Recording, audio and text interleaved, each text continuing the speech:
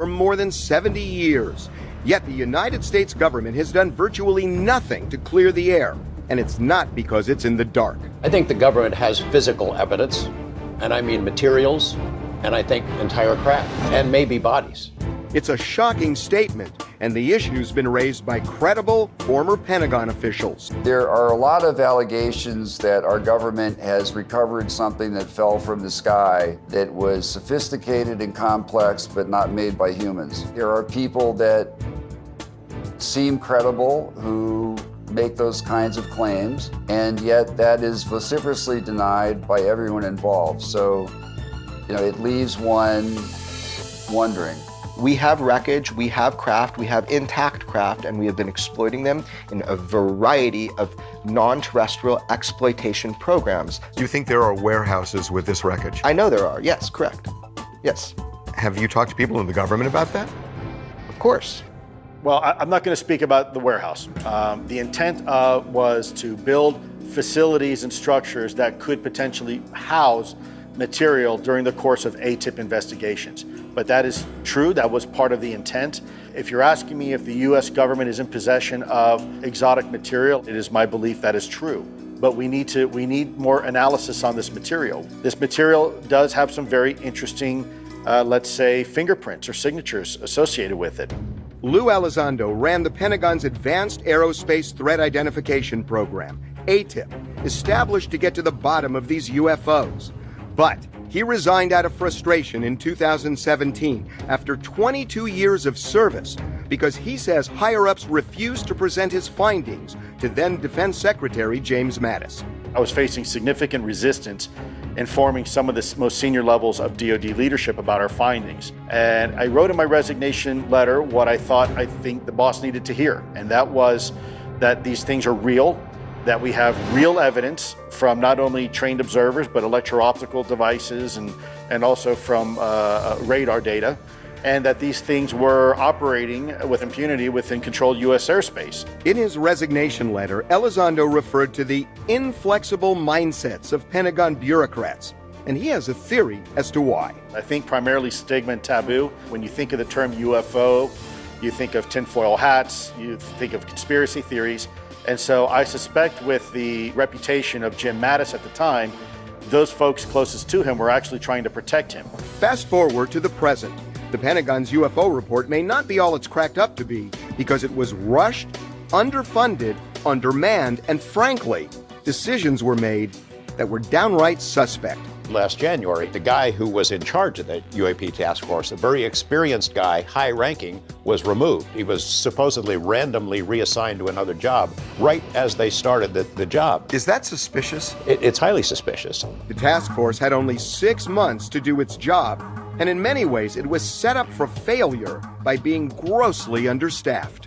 The 2 people remaining have lower security clearances, so even if they could find, say, the Air Force files, the hidden goodies, they wouldn't have the clearance to receive it. They had full-time jobs. They were supposed to write this report in their spare time. This is your side hustle, write this report. Yes, kind of like that, yeah. I don't want to villainize the men and women who are putting this report together because I know them. They're good people. The problem is they haven't been given the resources, the authority, or the time to do the job that Congress expects. They're being set up for failure.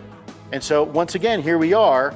We're doing this half-assed approach, excuse my language, on a topic that is fundamentally one of the greatest national security issues that we're facing today. Remember former F-18 pilot Ryan Graves, who saw UFOs every day in 2014 and 15? Well, when it came to reporting it to those who count, he hit a wall.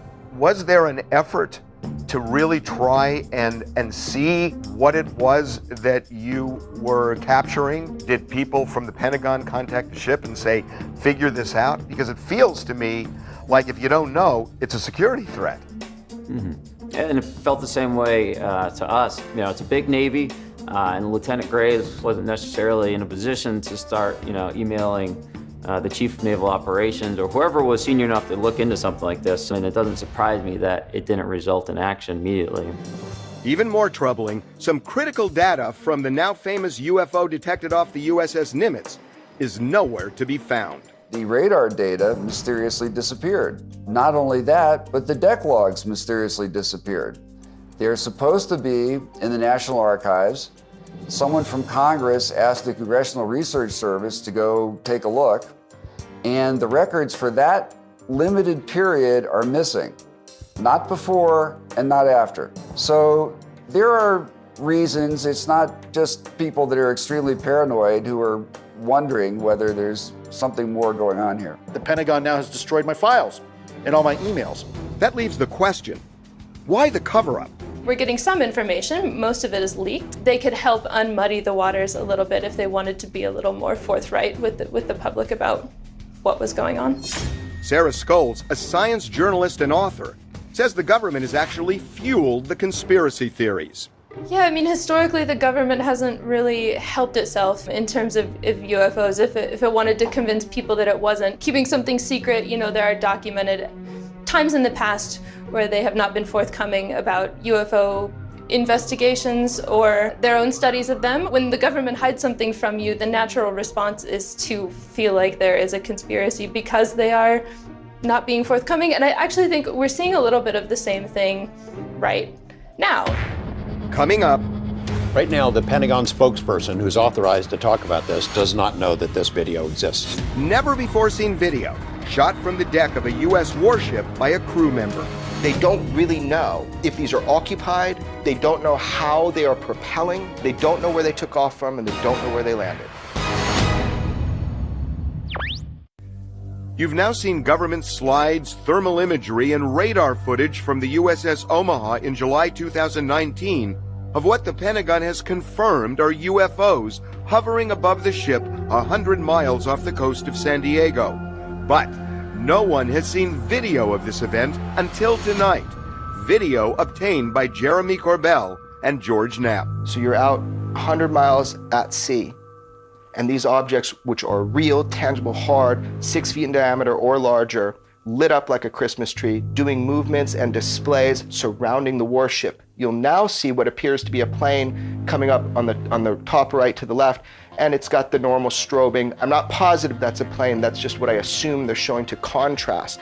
So the visual intelligence guy on the deck is filming out into over the water at 11 p.m. at night, about between 9 and 11 p.m., and these unidentifieds that our military could not identify, and these that are swarming around the ship, here are two of them, and you see that they are self-luminous, that they are bright. And they're in a sequence of some sort. It seems like they're following each Yes, other. yeah, they're intelligently controlled, and they're not just hovering and floating without control. They are moving in full grid patterns, figure eights and circles around the ship, but not coming in at aggressive maneuvers, but more soft flowing maneuvers. That's why that triangle of kinetic action wasn't met, where you would then try to shoot these down. But we've got the thermal image in the dead of night, the radar that shows there are as many as 14 at a given time, and now the shot from the deck. So these are sphere-like objects. Yeah, so they're described as spherical in shape because the visual data we get from the thermal really defines that. It shows that there's no tail, no wings, no normal propulsion, nor are there heat plumes of normal thrust. I'm seeing two objects that are moving in a sequence together. Yeah. And that's really interesting to me. Remember, there is an object hovering above the USS Omaha that these are kind of dancing around. That was happening on each of the vessels, and they are reporting to one another through comms. You experiencing this? Yes, I am. They're sending people to the deck to get visual. They're sending the Viper team to actually document and record. They're recording in on their sensor systems as well as the FLIR and the radar. So cumulatively, I agree with you. This is important because they don't really know if these are occupied, they don't know how they are propelling, they don't know where they took off from, and they don't know where they landed. So at one point, there were 14 of these things surrounding the ship. They'd pop in and out. One came up right next to the ship, traveled along with it for more than an hour, made itself available for posing for photos in effect. Two of them were sitting right above the ship for a period of time. Yeah, so one was specifically above, and then numerous ones were swarming in different ways around. But again, multiple ships, same time, all on comms, similar experience. The ship has thousands of crew members, and most of them have iPhones. And so I find this extraordinary because I don't recall seeing a lot of video from ships. I see radar, I see pilots, but I haven't seen it from the ship itself. And it seems significant, but at the same time puzzling as I think about it. Why aren't there 1,000 of these? I'll answer you really simply for that. Look, man, it's like when you're on a team, you don't play outside of that team. There are channels that people need to go through in order to report this, and they're still stigmatized. It's the last thing someone's gonna do. It's pretty forbidden to give a journalist information that you've acquired while on mission.